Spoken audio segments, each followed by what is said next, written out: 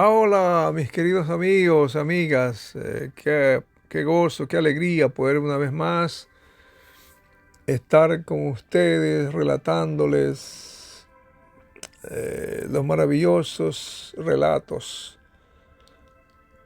epístolas, libros que estoy compartiendo con ustedes a través de la Biblia. Estos días me he decidido a relatarles un compendio, un resumen, resúmenes de los libros del Nuevo Testamento. Ya les he leído los 4 evangelios, los 4 siguientes libros que son Hechos, Romanos, Primera y Segunda de Corintios. Y siguiendo este recorrido, no sé cuánto tiempo nos tomará, pero es un recorrido maravilloso que estamos descubriendo. Ustedes están conociendo más acerca del Nuevo Testamento, la vida de Jesús, sus discípulos, sus tragedias, sus hechos, sus milagros de los discípulos. Jesús lo realizó en los evangelios y algunos discípulos, pero el resto de los discípulos lo realizaron en el libro de los Hechos y consejos del apóstol Pedro, el apóstol Pablo, el apóstol Juan, uno de los evangelistas, un doctor Lucas, y los diferentes libros que contienen los 27 libros del Nuevo Testamento. Y siguiendo este recorrido, vamos a ver qué nos trae ahora el libro, los siguientes 4 o 5 libros que vamos a alcanzar, porque son cortos, son unas epístolas cortas. Vamos a ver cómo podemos nosotros aprender un poco más. ¿Qué aprenderemos? Y no se olvide, por favor, no se olvide, amigo, de compartir estas historias, estos relatos, y de darle un like para que podamos nosotros seguir esforzándonos. Esto nos estimula, nos ayuda a seguir creciendo, llevando el mensaje de salvación a otras personas. Muy bien, vamos a seguir este recorrido. Resúmenes acerca de la Biblia del Nuevo Testamento. Vámonos al libro de Gálatas ahora, que nos corresponde. El libro de Gálatas, este libro fue destinado a la iglesia de Galacia y fue escrita por el apóstol Pablo. Los judíos sobrepasaban en gran número a los gentiles en la iglesia primitiva. Galacia, en este libro de Gálatas hay muchas preguntas y respuestas. Que el grupo de judíos, que los judíos se habían convertido al cristianismo. Entonces Pablo seguía una norma, cómo esta gente se podía convertir, pero ellos arrastraban todavía, estaban sujetos a la circuncisión y a las leyes de Moisés. Imagínense cuando usted le predica a un judío, se convierte al cristianismo, pero ellos todavía tenían ciertas costumbres, se sujetaban a ciertas tradiciones todavía. Pero el apóstol Pablo en esta iglesia se encontró y les decía que la salvación es un regalo por gracia y que depende solamente de creer en Jesucristo. Y esta iglesia fue dirigida a los Gálatas, a los cristianos en Galacia, y posiblemente fue escrita en Antioquía o en Éfeso. Y usa esta carta para recordar a los cristianos que como hijos de Dios que somos, seremos herederos de Dios. Y no puede obtener esta gracia, esta herencia, por obras, sino por la fe en Jesucristo. ¡Qué maravilloso! En este libro encontraremos el único evangelio que lo predica Pablo. También el llamado de Pablo de Dios, cómo es la aceptación de los discípulos. Hay una parte interesante, cómo se explica la gracia por la fe, la libertad en Cristo y las bendiciones finales. Aquí habla entre otros temas importantes como que la ley fue dada para revelar la pecaminosidad y la culpa del hombre. Vivir bajo la ley es esclavitud y vivir por fe es libertad. Los cristianos no están ligados a la ley. Cristo nos ha hecho libres. La libertad no equivale a licencia para continuar pecando. No, no es así, amigos. El poder del cristiano para obtener la victoria sobre el pecado proviene ¿de quién? Del Espíritu Santo. Así que eso es lo que Cristo hizo por nosotros, que pagó por nuestros pecados, y el Espíritu Santo nos libra de la esclavitud. Después de Gálatas, vamos al libro de Efesios.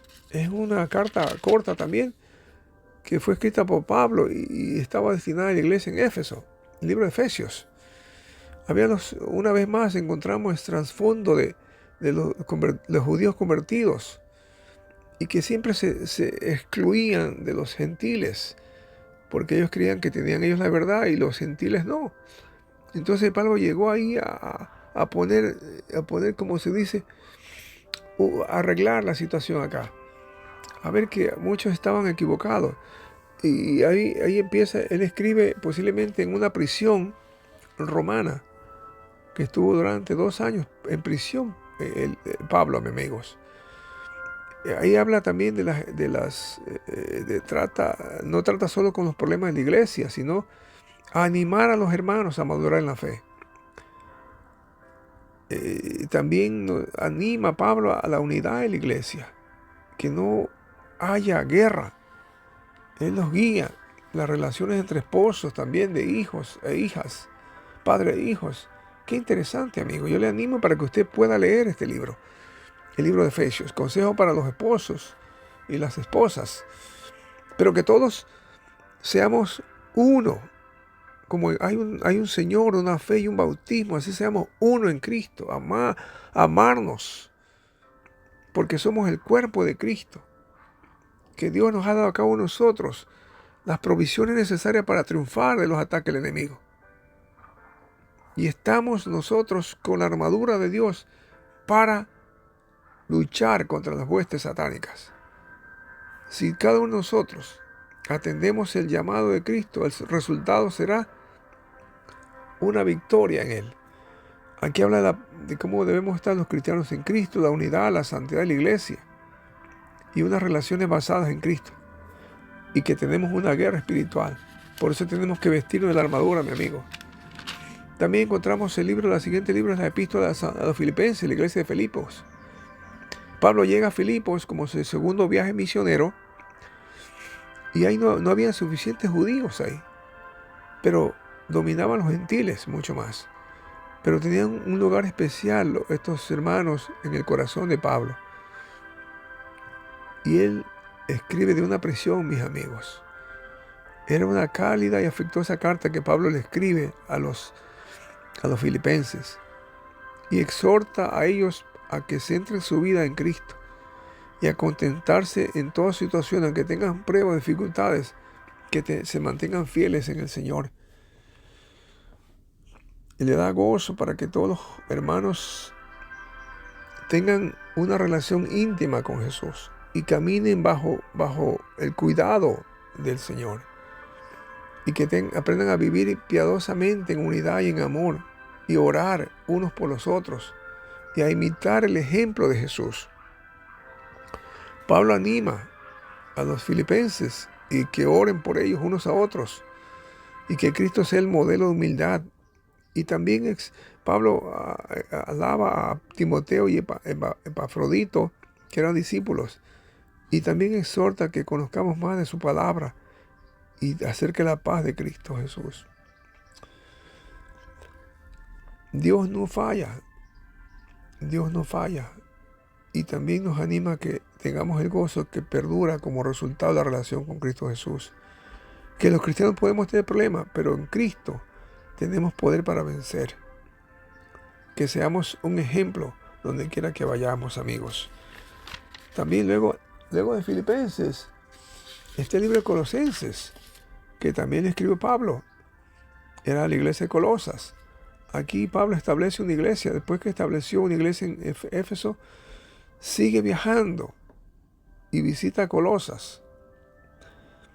Aquí, esta parte de esta ciudad había muchas enseñanzas falsas.